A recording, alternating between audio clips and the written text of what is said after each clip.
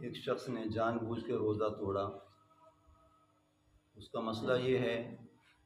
کہ متوالی پہ در پہ وہ 60 دن کے روزے رکھے گا یا 60 مساکین کو 2 وقت کا کھانا کھلائے گا۔ اب اس نے غیر رمضان میں، رمضان کے بعد جو مہینے آنے والے ہیں، شوال ہے، ذوالقعدہ ہے، اب وہ روزوں کی کفارہ ادا کر رہا ہے، روزے رکھ رہا ہے۔ اب اس نے متواتر روزے رکھے ہیں، 56 روزے اس نے مثال کے طور پہ رکھ لیے کفارے کے۔ جس نے جان بوجھ کے توڑا ہے 56 روزے رکھ لیے یا 58 روزے رکھ لیے، 2 روزے اس کے بقایا ہیں۔ اب 58 روزے میں وہ بیمار ہو گیا اور ایسا شدید بیمار ہوا کہ 59 والا روزہ وہ نہیں رکھ سکا، تو فقہا فرماتے ہیں کہ جو 58 روزے اس نے رکھے ہیں وہ سارے کے سارے کالعدم ہو جائیں گے۔ یعنی وہ یہ کاؤنٹ نہیں کرے گا کہ 58 روزے تو میں نے 30 سالم رکھے ہیں، اب بیماری اللہ کا حکم ہے، اللہ کی طرف سے بیماری آ چکی ہے،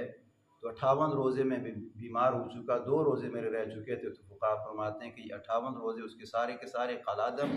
فاسد ہو جائیں گے۔ اب جب اس کو صحت ملے گی تو وہ دوبارہ پے در پے متوالی 60 روزوں کی کفارہ ادا کرے گا۔ یہ پہلا مسئلہ ہے۔ اب دوسرا اس کے ساتھ جو خواتین کا مسئلہ ہے، اس لیے کہ جس طرح مرد حضرات روزے رکھتے ہیں، کھاتے ہیں، اس طرح عورتیں بھی قضا کر دیتی ہیں کفارے کے طور پہ، اب اس نے بھی ادا کرنا ہے۔ اب ایک عورت ایسی ہے کہ اس نے کفارے کے روزے رکھنے چاہے، اب اس کو نفاس آ گیا۔ اب 2 خون ہیں، ایک ہے نفاس ہے اور ایک مینسز ہے۔ نفاس کا خون وہ ہوتا ہے کہ جو بچے کی ولادت کے بعد ماں کو آتا ہے، لیکن اس کی مدت معین نہیں ہے، 1 دن بھی ہے، 2 دن بھی ہے۔ بعض حضرات کہتے ہیں کہ چلہ ہے، یہ چلہ ضروری نہیں ہے، جس طرح آپ اکثر کہتے ہیں کہ چلے کے بعد عورت نہ آئے گی، یہ چلہ عورت کے لیے ضروری نہیں ہے، وہ تو ایک مدت ہے۔ 1 دن میں اگر خون بند ہو گیا تو غسل کر سکتی ہے، 2 دن میں ہو گیا غسل کر سکتی ہے، 3 دن میں، یعنی اس کی مدت نہیں ہے۔ 40 دن کے بعد اگر آئے تو فقہا فرماتے ہیں کہ یہ حیض نہیں ہے، یہ ایک قسم کی بیماری ہے۔ تو فقہا فرماتے ہیں کہ اب ایک عورت ہے، حیض والی ہے، اس نے قضا کفارے کے روزے رکھ رہی تھی، اب اس کی ڈیلیوری ہوئی، خون آنا شروع ہوا، تو فقہا فرماتے ہیں کہ اب وہ یہ روزے کاؤنٹ نہیں کرے گی، بلکہ جتنے اس نے پہلے رکھ لیے ہیں، 56 روزے رکھ لیے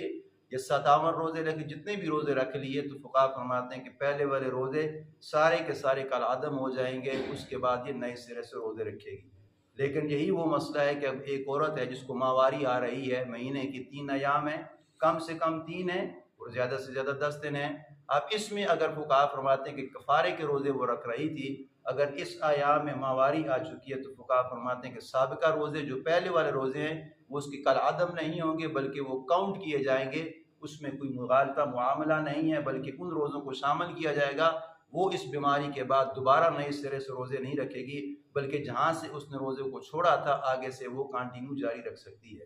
دوسرا مسئلہ یہ ہے کہ اب ایک شخص ہے،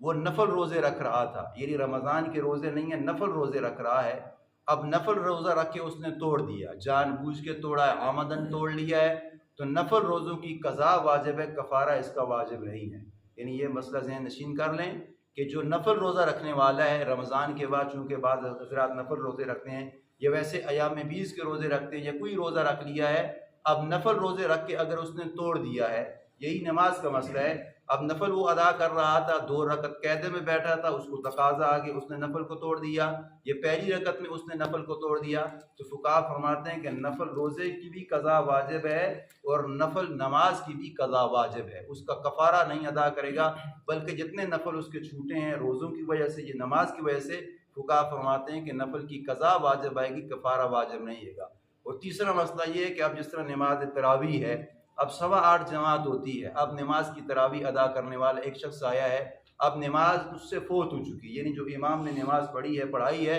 وہ اس سے نماز رہ چکی ہے، اب جب وہ مسجد میں انٹر ہوا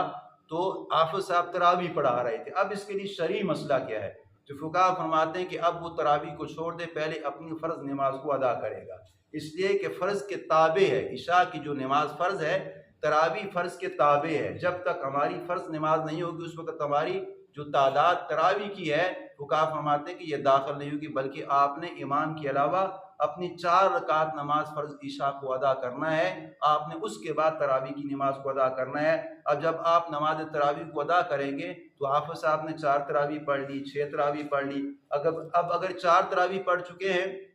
تو آپ کی 16 امام کے ساتھ ہو چکی ہیں، 4 تراویح رہ چکی ہیں۔ اب جب امام نے سلام پھیرا، 20 تراویح کے بعد اس نے سلام پھیرا، اب اس نے سنت یعنی وتر واجب پڑھانے ہیں اور وہ بھی جماعت کے ساتھ ہیں۔ تو فقہا فرماتے ہیں کہ اس کا مسئلہ یہ ہے کہ وہ جماعت جو وتر کی جماعت ہے وہ امام کے ساتھ پڑھ لے، اب جو 4 تراویح اس کی باقی رہ چکی ہے وہ بعد میں تنہا ادا کر لے، یہ اس کی قابل قبول بن جائیں گی۔